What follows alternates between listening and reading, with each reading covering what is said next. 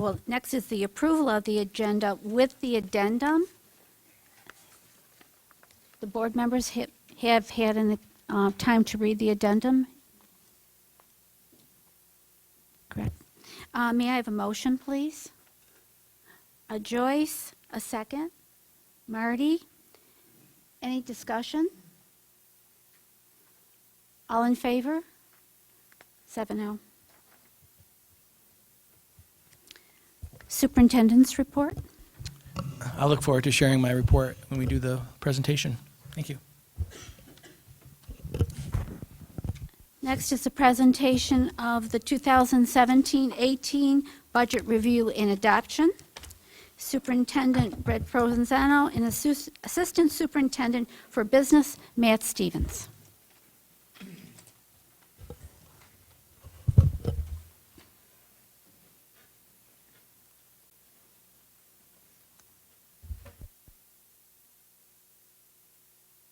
Good evening. Thank you. Once again, my name is Brett Provenzano, and I'm the superintendent of Fairport Schools, and Matt Stevens and I will be presenting budget draft number 2 and the adoption and the recommendation for our 2017-18 budget.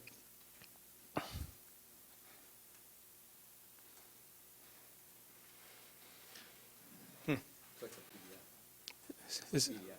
you have the PowerPoint? So we can...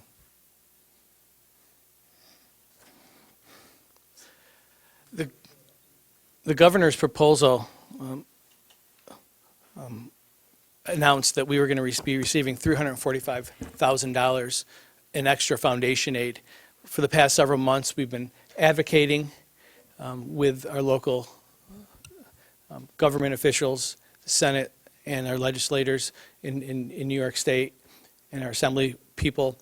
And through those chains and through the budget process, we were able to receive another $268,000 added onto our $345,000. So that advocacy throughout, not only in Fairport, but throughout the state, helped us realize some additional state aid as we move along in the budget process. Tonight, we're here to talk a little bit about a complete overview of our 2017-18 budget.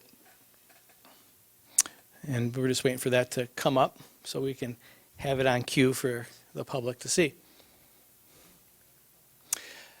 Tonight, we're going to be talking about the expenditures. Thank you. I really appreciate it. Which is broken down into 3 specific components. That's the program, the administrative, and capital components of our budget. It's a 3-part budget. Then Matt's going to come in and talk to us about revenue. Matt Stevens, our assistant superintendent for business, and some voter propositions that we have coming during the budget vote in May. The 3-part budget is made up of program, administrative, and capital. You can see that the program pieces are our most significant, and that's where, again, most of our program comes from, transportation comes from. It's all intertwined. Special education, co-curricular activities or extracurricular activities like robotics and clubs, regular instruction is wrapped up into our program, which we'll talk about again. The administrative component and the capital, all totaling $127 million in our total budget. And that's a 3%, over a 3% increase in our prior year's budget. The program budget, the costs associated completely with instruction, as I mentioned, this includes our salaries, our benefits, supplies and materials, everything that you can understand as an instruction is under this realm. It's 75% of our total budget. Throughout this process, and this has been a really challenging process, because anytime that you're talking about staff, you're talking about the people, the lifeblood of our schools. We are hurt by the loss of people who are behind these reductions. These are people, these aren't numbers, and it's such a personal experience, and we've heard it tonight in different realms, and I appreciate those people who have spoken to those who are impacted. It goes deeper than that. It's not only the Fairport family, there's individual families. And we understand the magnitude of that. So I think that's important that you realize that we try to make this as personal, as intimate as possible, in trying to be sensitive to those who are impacted by these significant losses and how it's going to impact our school community as we move forward. And included here are the 8 elementary full-time employees, the 18 secondary full-time employees, all realized through student enrollment. We have a responsibility to make sure that our class sizes meet the needs of our school community. And when we were building our budget, we had to make adjustments because of declining enrollment. At the secondary level, where most of our losses were, years previously we were working with enrollments of 20 to 24. By adjusting our enrollment expectation, our class size expectations, again, to a credible industry standard where teachers can connect with students, where staff can still connect with students, we were able to realize those 18 positions by enrollment figures alone. That has nothing to do with the fiscal crisis. It's driven by enrollment, and we have a responsibility to the community at large to make sure that we're being responsive to that expectation. Again, included in this were 7 paraprofessionals, 1 technology services employee, 3 clerical positions, and through further work, we eliminated a position at Minerva DeLand, which was spoken about today as an assistant principal. We were able to reduce our BOCES technology equipment budget by $337,000 and reducing our supply lines by $91,000. Again, that's a reduction of 10% to building level supplies and materials. All in the name of this piece of making sure that we are being fiscally responsive. We have gotten ourselves into habits that we're trying to correct, and we are going to be creating a financial plan for the future that speaks specifically what are the trends, what are the expectations with how we're using our reserves and our budget process. We'll be engaging community members to be a part of that, but you can expect to start to see in the very near future community engagement, staff engagement on how we're going to be planful as we move forward. This community deserves a financial plan. The children who are playing in the streets right now, because it's a beautiful spring afternoon, deserve to have a community, a school that gives them all the opportunities they deserve today and tomorrow. That is the imperative that we all have here.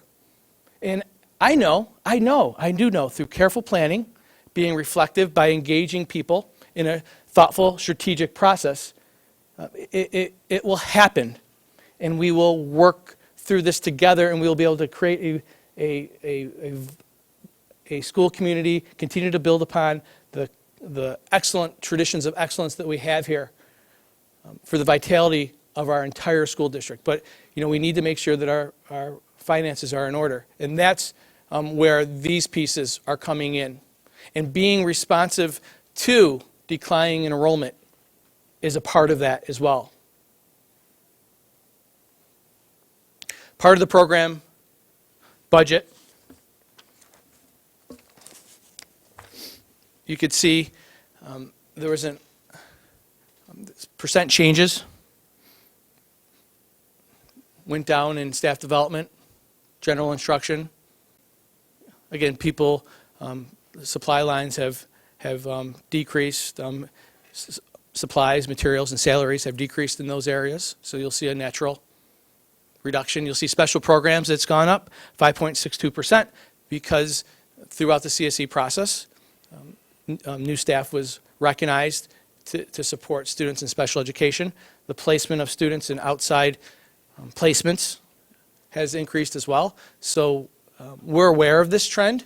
And I could tell you throughout this budget process, if there's one thing that we've learned, we have learned a new understanding, or it's a new understanding and commitment to how do we understand what that means for our school community? How can we continue to work with staff to be a part of understanding this 5.62% and how it impacts students and how we can continue to do the best for students. Library, media, and computer instruction.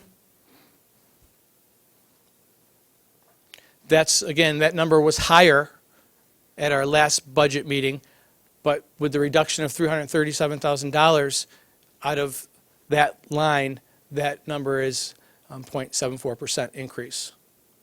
Pupil services, you'll see a 6.18% increase, and that's related to salaries. That's related to our commitment to paying nursing services outside of districts. We have commitments that we have to pay other private schools for the nursing services that they render to our students, and those have gone up considerably as well. We use some of this money allocated to support strong behavior health. That is why you'll see the 6.18%. So these were a reallocation of funds with additional salaries.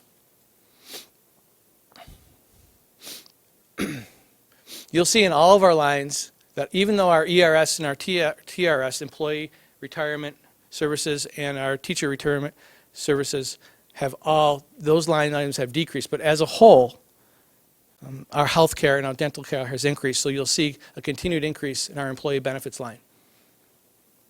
Again, this speaks to our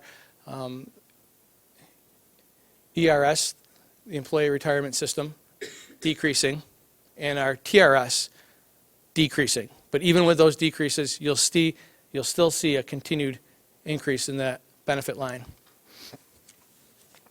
The administrative budget.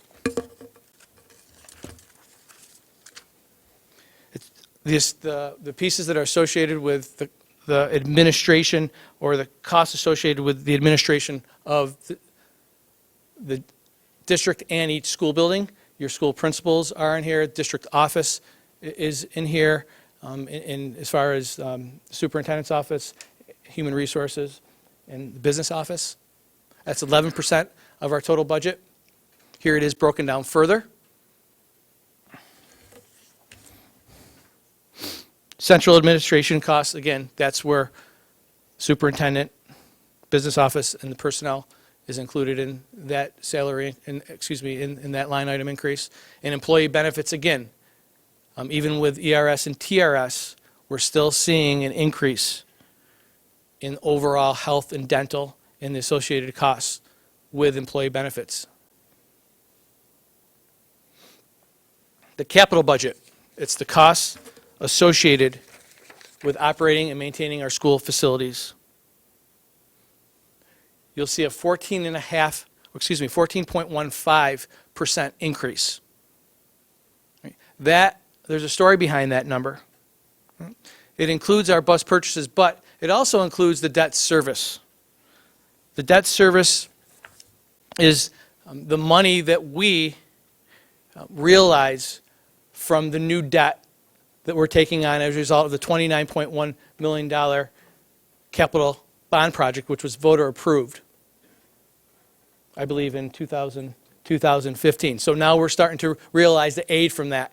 And I believe if that number wasn't in there, the number would be for, I'm sorry to put you on the spot. We'll get to that, but that skews the number of that 14.15% because we're realizing aid that's coming in from the voter projects, the voter approved projects.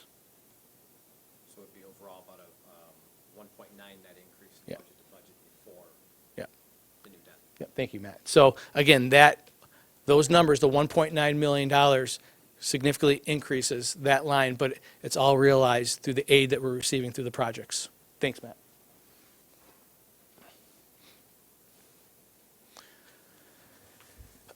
Our bus allowance.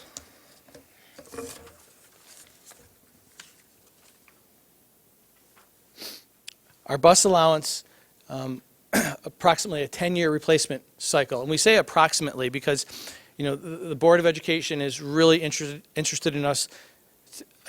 that we maximize our replacement cycle.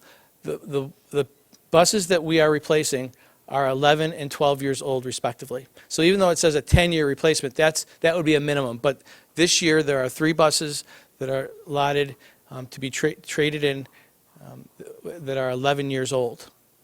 There are 7 buses that are 12 years old. So we're maximizing our trade-ins. We're trying to get most value for those buses so we can continue to provide safe transportation for our students. And we are committed to continue to look at this process as we move along in our future processes. The capital budget, again,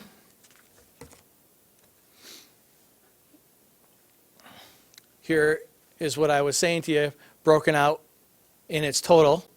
The operation and maintenance, employee benefits, there it is again. ERS and TRS went down, but dental and healthcare, disability, unemployment insurance went up. And there's our bus purchases. And the debt service piece that I was talking to you a little bit about how it's broken out, and you see the real impact of that with a 37% increase in that line item because it's aid that's coming in from voter-approved projects.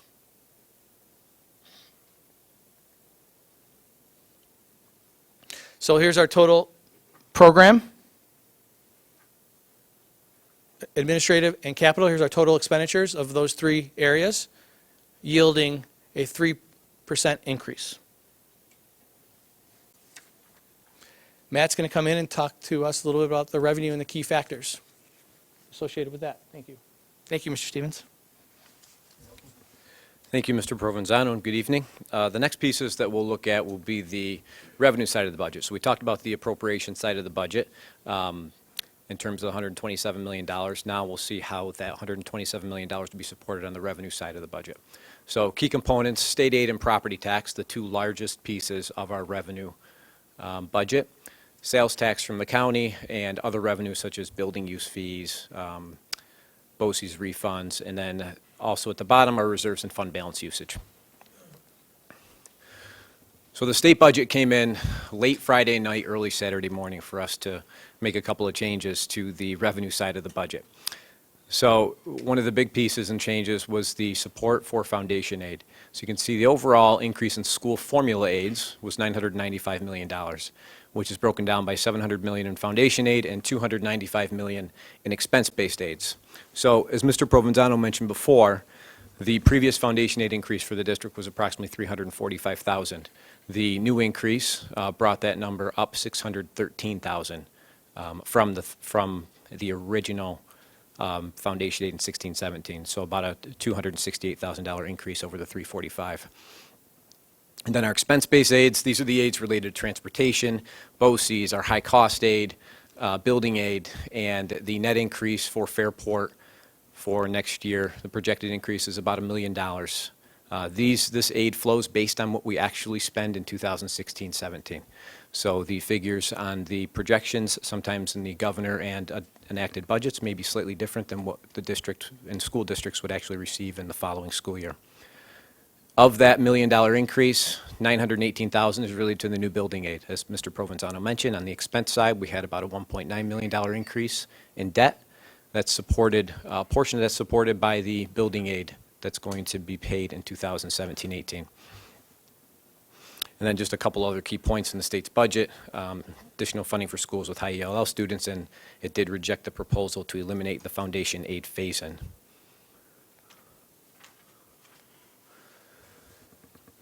So the state aid revenue. I show this slide just simply to highlight the gap elimination adjustment, that restoration, the adjustment that's no longer there, but also to show that the money's no longer being restored. So in 2016-17, the district was restored approximately $3.25 million. So that served basically as a revenue increase for districts, even though it was money owed to us. But that would indeed be an increase that was not continuing into 17-18. So you see the foundation aid in 16-17 was 22.3, it increased to 22.99 for 2017-18 as proposed, or a $613,000 increase. And then our categorical aids increased from 16 million to 17 million for a total state aid increase of 4.28% or $1.6 million. And again, here's a history. I won't spend a lot of time on this, but in 16-17 you can see the restoration was, or the elimination adjustment was zero because we were restored to 3.2 million.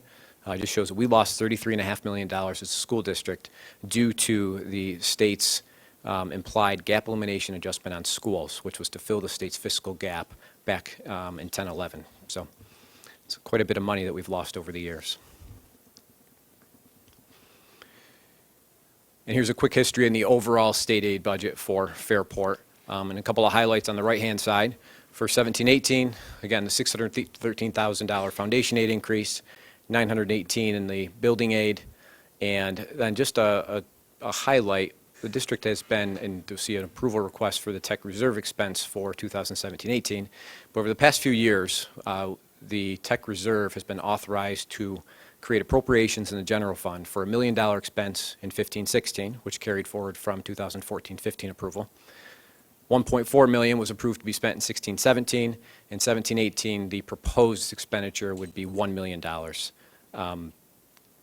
And the reduction we mentioned earlier of the $337,000 included with that $1 million would have kept the expense on the technology BOCES aidable purchases around the $1.4 million. But with that reduction, we could expect in 2018-19 that it would not drive similar aid to the 16-17. So again, overall, $1.6 million increase from 16-17 to 17-18 in state aid. The property tax levy limit, commonly referred to as 2%, because we'll get into the formula. Yes. Just to clarify, when you talked about the total increase in state aid, I think that's a little bit misleading in that some of that is expense-based. It is.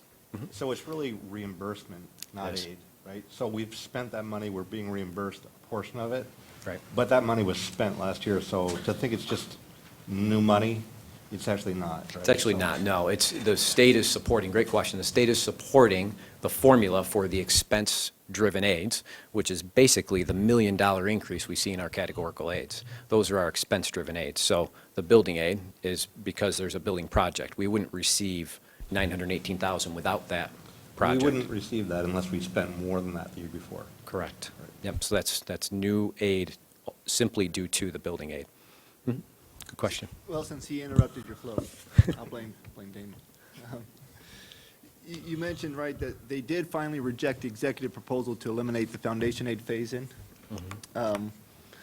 Not that they've been following that at all since the court orders, right, the foundation aid formulas. But was there discussion yet? Is there anything out since the early, I don't know, late Friday night, early Saturday morning on the phase-in of that foundation aid support following the mandated, the legal formulas that are there so that we get full foundation aid? Not that I'm familiar with at this point, but it's, We're not you hearing know, anything? Yeah, they're still going to be running the same formulas that they've been running, so they're not going to adjust them. And some people have been receiving less, and some people are going to continue to receive at the rate, and some will even receive more, but they're not going to go to the full phase-in as you're talking about. No. And yes, we'll leave it there. It was also, I assume, I mean, I know the answer to the question, but I'm just going to say it anyway. There was no discussion about restoration of gap elimination money that they had taken away. No. So that 33 million is gone. it's gone. Yeah. Yeah, great point. And in the governor's proposal, since you brought it up, for this rendition, there is no adjustment to the tax levy as well, and that's going to be a point of advocacy as we move along. So even though we received some aid, and it was at a rate that was at the minimum of 2.7%, we still are needing to advocate for the revenue streams. And one of the biggest is the tax cap. And how do we go at that with exclusions, as we move along? And that will be a point of advocacy for our advocacy committee, I'm sure, in the near future. Thank you.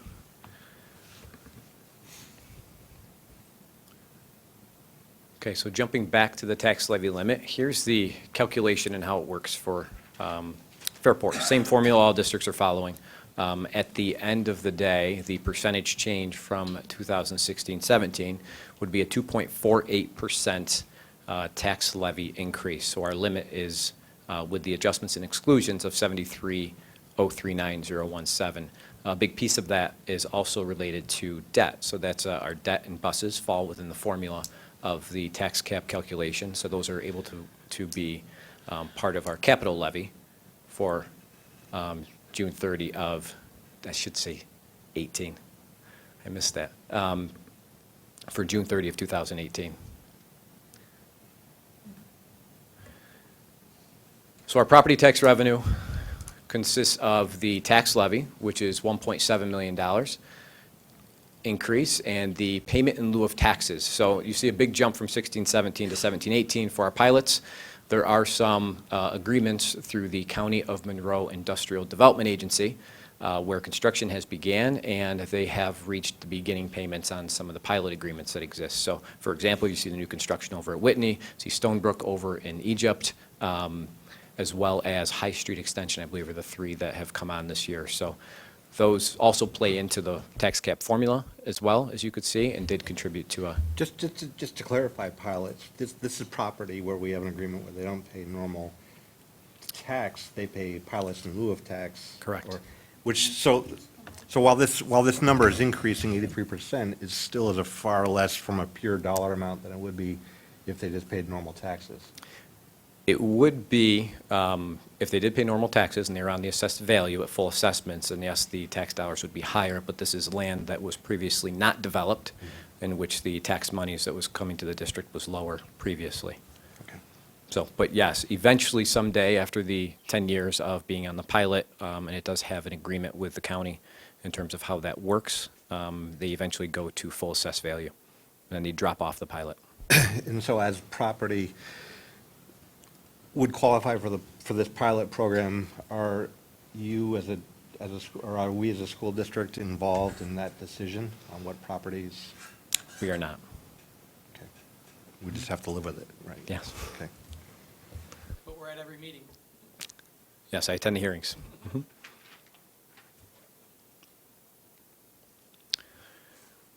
So the overall revenue, as well as the assigned fund balance and reserves, you can see state aid up 1.6 million, the property tax is 1.7. See, those are the two largest pieces we have for increases in 17-18. Our pilots are up, sales tax and other, some increased interest earnings factored into that figure. Our assigned appropriated fund balance, that would be any surplus from the 2016-17 revenues over expenses, trying to decrease the reliance on that down to 4.4 million. The transfer from the debt service fund is $395,000. We have not seen this consistently over the years. However, this is because of the short-term borrowings that we had on the $29.2 million debt. While the construction's taken place, until it's complete, long-term debt is not issued. So the short-term borrowings, lending institutions will offer a premium to help lower the interest rate, of which has to be paid back the following year because it has given the district a lower net interest rate on the borrowing. And then our assigned reserves, I will get this on the next slide, but that would be the reserves we have assigned to use to balance the budget from our employee retirement system reserve, unemployment insurance, and our tax surcharge reserve. So looking to try to decrease the reliance on that as well, as we have been drawing down out of those reserves in recent in recent years. So overall, the expense side, or the revenue side, will match the expense side with the $3.774 million increase. Matt, if you don't mind, and this might be perhaps for Brett, we're hearing rumblings from the federal government that they don't want to pay things, and I see we've got federal Medicaid, and one of the things they don't want to pay is Medicaid. They think it should, whatever. we're hearing rumblings from the executive of the state that things may change depending on what the federal government does. Now, I'm just looking at this and saying, and what if, this is a worst-case scenario, what if we don't get the Medicaid money which has been promised, and we know the state and the national government both have histories of not, of fudging on their promises? What happens if some of these monies don't come through because of whatever? It's interesting that you say this. Embedded in the agreement is the fact that the governor has unilateral authority Right. to freeze dollars. Within a certain period of time, the legislator could counter to come up with an agreement or to come up with an alternative plan to freeze into dollars. But the governor has that right to stop payment. That was mentioned multiple different times. If you're reading through the information that's coming through, that was put in place because of that very reason. So it's a big essential question, or not an essential question, it's a big haunting question, if you will, that's out there. Will the governor exercise this if they see that there's a fiscal crisis? And he will. I mean, that's why we lost the $33 million. Yeah, it seems like it's set up for that purpose. But that's why we're all watching the federal level very carefully, too. Okay. Thank you. Good question. So here's a breakdown of how do we get to the usage from the debt service fund and the assigned fund balance and reserves. Our total budget started at $127 million. Our revenues, which would be all those excluding the assigned fund balance and debt service fund and then the general fund reserves, of $120 million. And then the debt service fund transfer of $395,000 added to the $120, plus the assigned appropriated fund balance and reserves carried from the previous year of $6.2 million. Again, a decrease in both the assigned fund balance and the employee retirement system reliance reserve.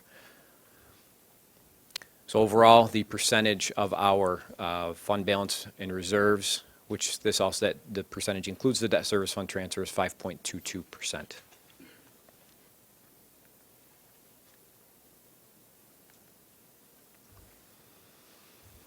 And here's a further breakdown of that $6.6 million.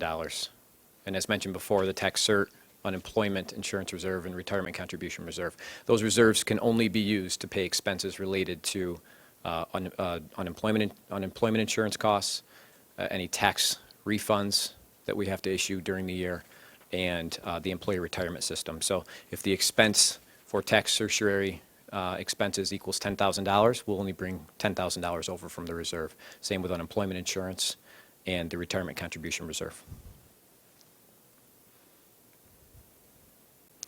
So what does this translate to?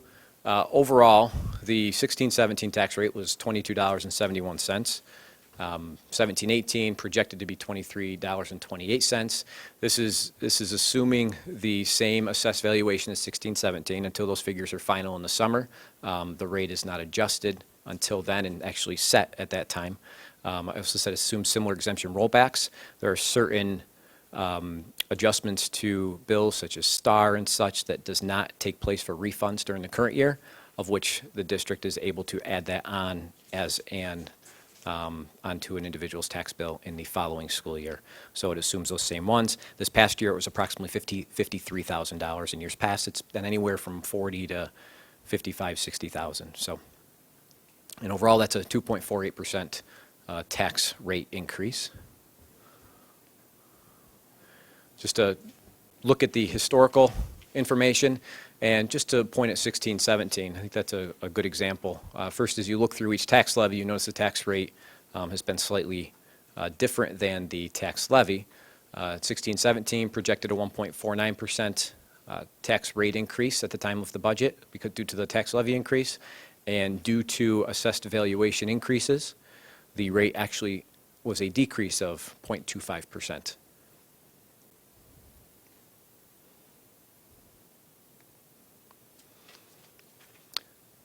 Then, as mentioned earlier, another proposition that you'll see on the ballots would be the request for approval to spend money from the Capital Technology Reserve. That would be $1 million. This is the the resolve that you'll see on the ballot. But again, that's supporting the district's technology purchases to appropriate such funds through the general fund for such purpose.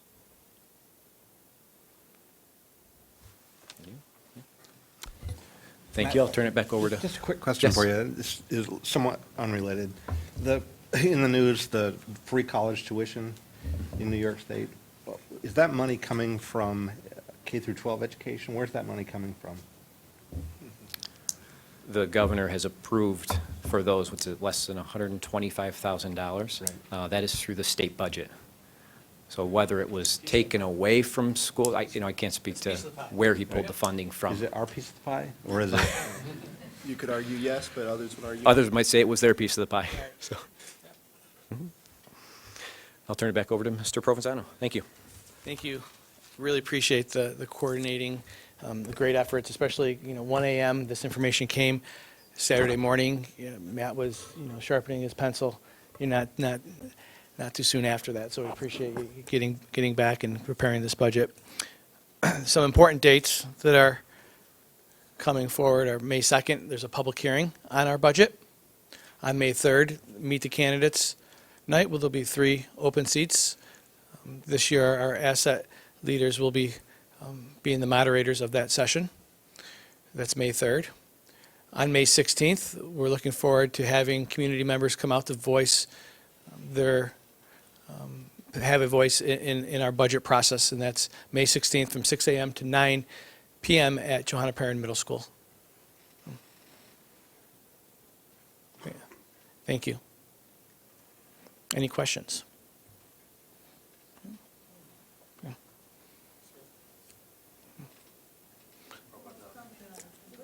But Yeah. Are you going to tell us what your forecasted numbers are going to be going forward? Do you have any forecasted numbers on staff going forward? At this time, it wouldn't be appropriate for me to respond. Right. But again, be assured that the Board of Education is charging me to create a plan that is transparent, that addresses our financial future. And again, if you'd like to meet with us offline to address your questions, I'd be happy to do Will so. that be available before the public hearing? Again, we're not in a position to begin projecting next year. Hey, Brett, Thank you. Just a point of order that this is a board meeting with an audience. It's not a open forum to go back and forth, but certainly your questions will be answered. I know Mr. Provenzano, and your questions are good and relevant in that they will be answered. Thank you. Yep. Mr. Buffin. Dan? Sorry.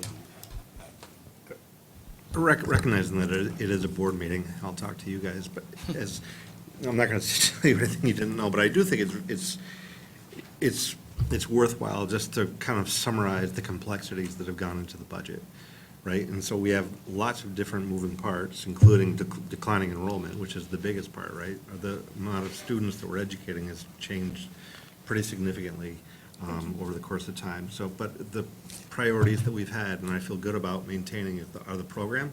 We've maintained the program, and we've maintained the class size initiatives that have been in place here. And I think that we've held to those guidelines very well. With the revenue challenges we've had to balance things and make sure that we met the priorities that we had. But even with the $650K of foundation aid, what I think anyway, Matt, is that our operating budget's gone up by 3.05%, correct? Well, I don't want you to, I'm just rambling, but you don't have to go back and review the whole thing, but our foundation aid went up 2.74%. So still our foundation aid is not keeping up with our operating budget. And there's large parts of that operating budget which are not really in our control. Healthcare costs, ERS, TRS, contributions, high needs that we just have to legally support the children that go to school here. And the goal that we had of slowing down our use of reserves, which is not sustainable, and I think we know that, we've been able to accomplish that. And so we haven't solved it yet, but we are slowing the use of fund balance from year to year and slowing the use of reserves. And I think that's good, but it was painful, understanding that we had to make some cuts where we didn't want to. So I think overall, I just think with the different elements of the budget and the revenues and the cost that we had, I think we've done the best we can. I'm satisfied that it was good work, and we had great dialogue, certainly. I got shot down a lot, people, but it was very productive, so I just wanted to say that. Well, I think it goes beyond that. In our discussions over the phone, on a trip to Albany, over the phone here and there, and lots of different things, emails and whatever, I think we know, and we've been trying to do this, I think, for several years, that the budget process for next year is just starting, right? It's starting for us earlier than ever, and we want it to, precisely to get at an answer to your question, right? And that we systematically will look at those areas. There are several things in there that we know are cost drivers to us that are expensive. And why is it? Where are we out of whack compared to our peer groups and all these things to study? But also looking at a larger strategic plan, which I think in our 5 years, we haven't yet seen one that meets our satisfaction, that truly is a strategic plan.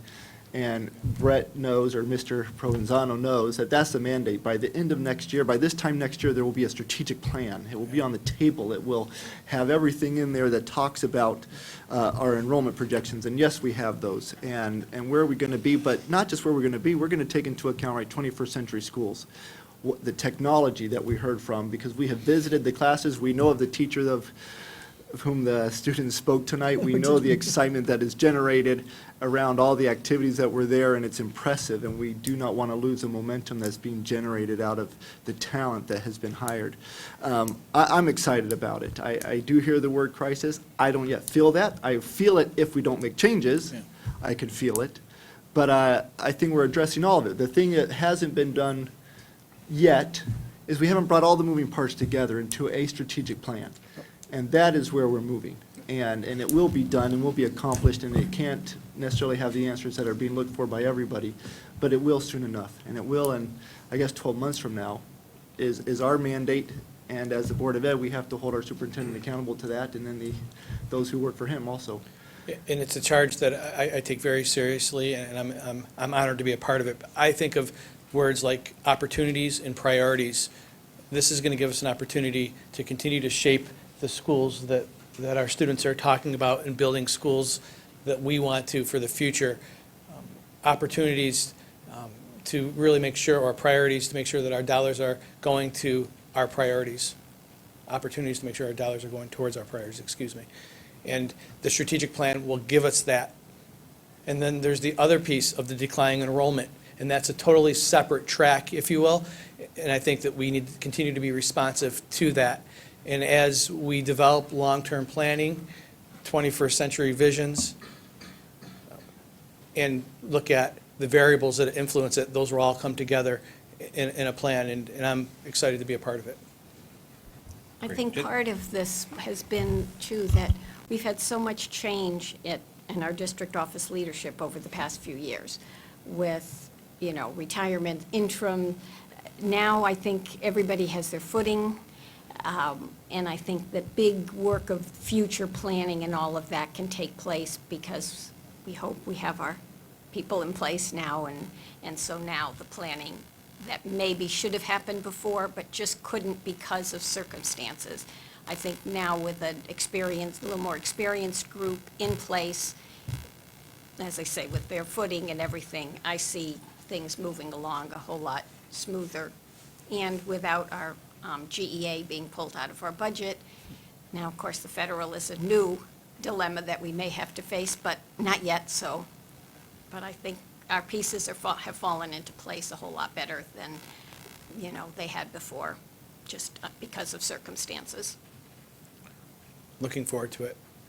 And I'm looking forward to continuing to engage in getting direction, clarity from the Board of Education, engaging our administrative team, our teaching and staff community, and of course, our community at large. And those variables need to come together, and we need to understand this process together and our next step. Exciting times. The next 2 or 3 years are going to determine the next 30 or 40 years in Fairport, and I'm proud to be a part of it, and I'm ready to be. Any other thoughts? Thank you. Thank you. Yes, I did, if you don't mind, hearing people who talk about people, and someone said it earlier, we're looking at numbers, we're looking at programs, are programs continuing? And yes, programs are continuing. Perhaps there are ways we could do them better. We will have those opportunities to continue. The hard part is that the programs that are continuing are impacting, people are being impacted by this. And this is, we are a people business. We can't, this is, anything you do to it impacts the program, impacts a person in some way or another. And I am very concerned about some of the things that I've heard. Are there ways we can do it better? I hope so. I hope that we will look at these issues and talk to the administration, talk to your team, and say, what can we be doing to make things better, with or without a specific person? There will be the programs available, there will be people teaching those programs and participating in those programs and mentoring. How can we do it, make it the best way that we can is a major focus that we have for you, Brett, and for your team, to keep these programs going.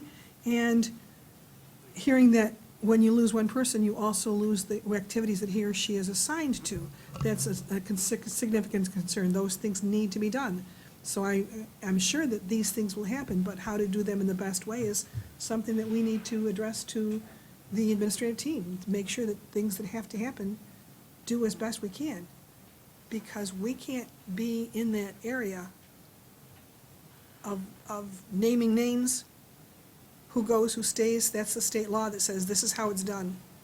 And I would like to see it done differently. I would like to see lots of things done differently, but hands are sometimes tied. Some of our people, last year we hired because the federal government said, you must have X number of people at these areas. We still do, because we're meeting federal guidelines. But that speaks to a whole issue on mandates. But I just wanted to say, I wish, this is not what we do. We don't look at the people. We look at, are we doing the best we can for our students, for our community, in the programs that we're giving them? And that's why it will be done thoughtfully. In a sensitive manner, because we do know that people are involved in the process, and that's probably the benefit of being strategic rather than just, it's budget season, let's talk about it. I think Mr. Forsgren said that the budget season starts immediately, and the more we can formalize it, the more we can get it on the calendar and put in dates where we're constantly reporting and sharing, not just with the board, but with the community as a whole, the more fluent it will become. That's my hope and expectation. And I think with the earlier start, Brett, right, that the more eyes, right, that we get more ideas. Frustration, if I contrast us to what people talk about in Albany, 3 men in a room. Let's avoid that, right? Let's get more ideas, not less.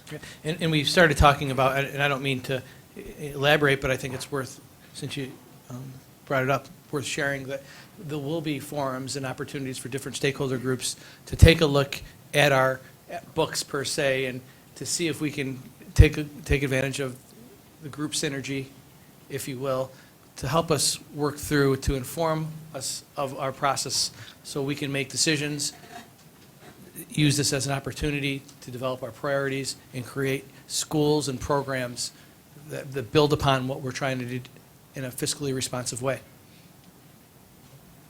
So I will say that this year, I mean, this is my 4th year on the board.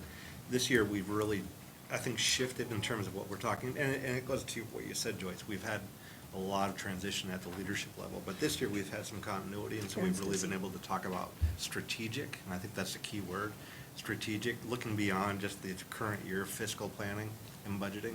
And I think that we get state aid from a government within the state that every year is a crisis. Every year is a negotiating battle.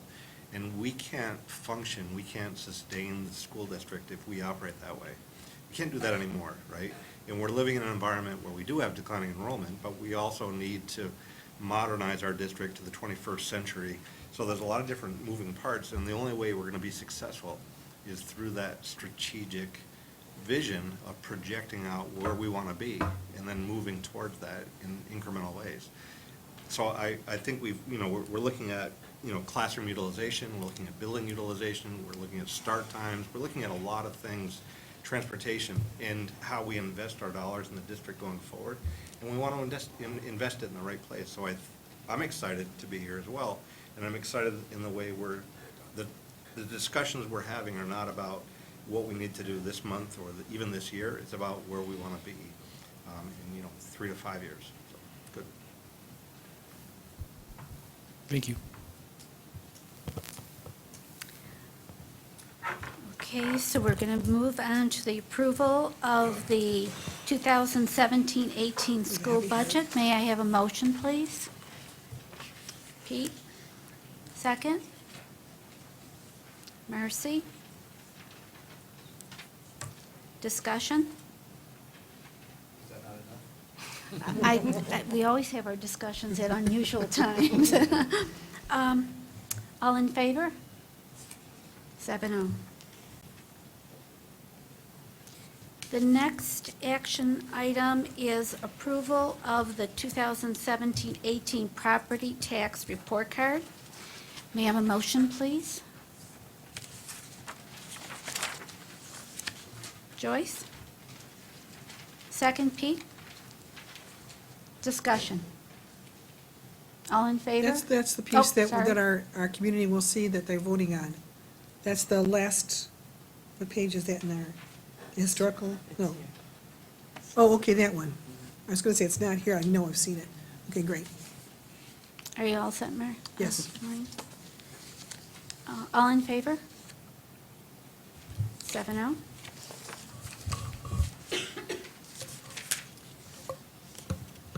Resolution of the Board of Education for the Seeker Determination for Environmental Quality Review Act concerning a capital project. May I have a motion, please, on that one? Damon, second. Marty, discussion? This is the Jefferson Avenue program. Jefferson Avenue. Right, but basically, we don't have to go through the process. This isn't the level of project that we need to do this. right? No, we work with our council on these very small square footage area, door replacements, the capital outlay project that's within the budget, so we get type 2, recommended type 2 action. Council. But it's definitely strategically identified. It fits into our building condition survey.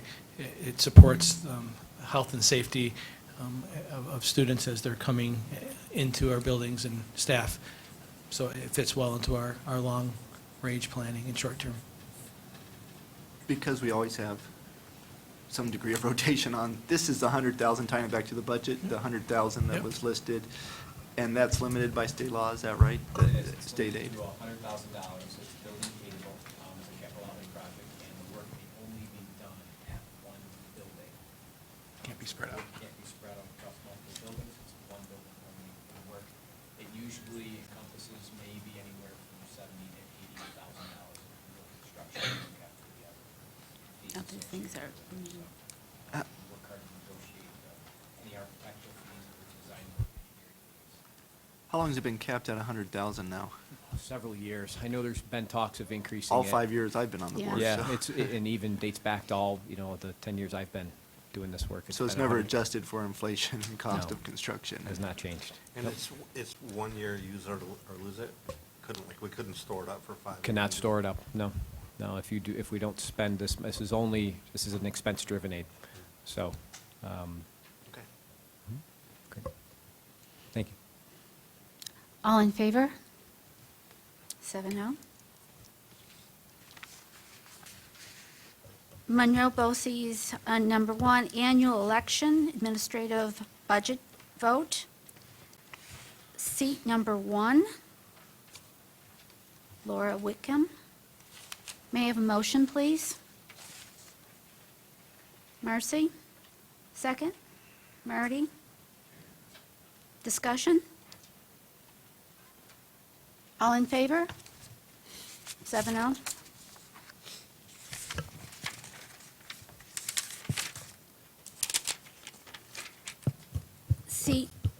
Seat number 2, Christine DeTurk.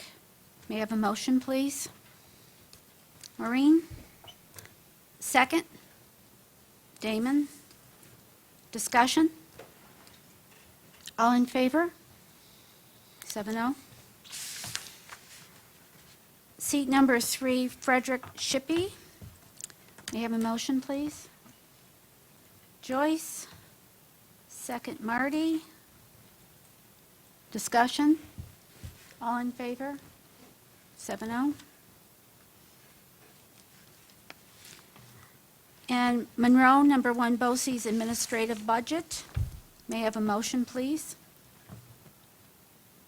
This is for 2017-18. Marty, second. Joyce? Discussion. So I had a question around that. I had it open, but I closed it out, sorry. The RWDA, sorry, I'm trying to find the page. RWADA, Regional That's the Weighted, one. Regionally Weighted Average Daily Resident Attendance. weighted average, right, daily Yep, attendance. presently. Relative to that, that makes us look like, I have no idea, and I should, I'm a little ashamed, that we're the second largest in the BOCES 1. Is that true? Are we BOCES? Are we the second largest in BOCES? Well, Webster's Webster's larger. Webster would be largest. larger, yep, and Fairport and Pittsford are vying, but right now we're a little bit ahead, a little bit. Right, okay, so that's appropriate in terms of how it's weighted and. What is that based on? I mean, is it based on just population of the district, or? It's a little more than that. You have to read the 6-point font at the bottom there, but, yeah. Nobody has BOCES for dummies? You know, what is that based on? Off of? It's the same night as our board meeting, Right. so we haven't been able to go to the meeting for a few years. That was last week, right? Yeah. So it's average daily attendance, and it has several weights throughout depending on the student attendance in terms of the, whether it would be special needs or regular ed. So there's a long formula. But it's not based on the amount of children that utilize BOCES services? It's based on our average attendance? Mm-hmm. Okay. Yep. Right. All in favor? 7-0. Do I do the addendum now, Karen? So the next action refers to the addendum.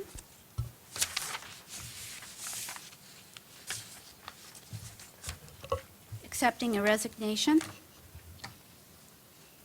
from service, resulting in a retirement. And may I have a motion for that one, please? Maureen? Second. Joyce? Discussion? Just procedurally, Karen, we did approve this addendum appropriately, right, for part of the Yes, we agenda did. at the beginning. I just want to make sure we do everything proper on this Yes, one. we did.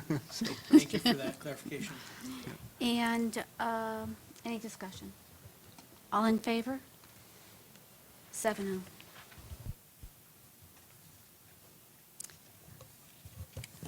Any further board comments?